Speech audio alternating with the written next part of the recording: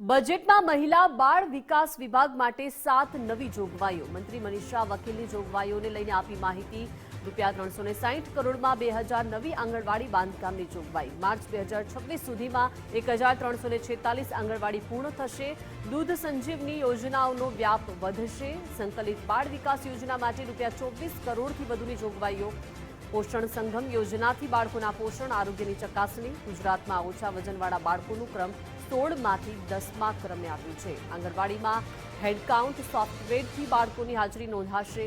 Pilot project હેઠળ રાજ્યભરમાં આ યોજનાની શરૂઆત।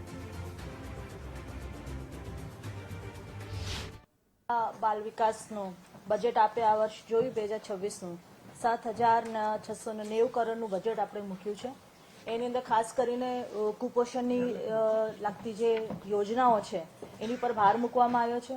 ગયા 5 વર્ષમાં વિભિન્ન યોજનાઓ થકી જે સગર્ભા બહેનો હોય, બાળકો હોય, આંગણવાડીમાં આવતા બાળકો હોય એના માટેની યોજનાઓ મૂકીને એમને કેવી રીતે કુપોષણમાંથી બહાર નીકળે એની ખૂબ પ્રયત્ન ગુજરાત સરકાર કરી રહી છે।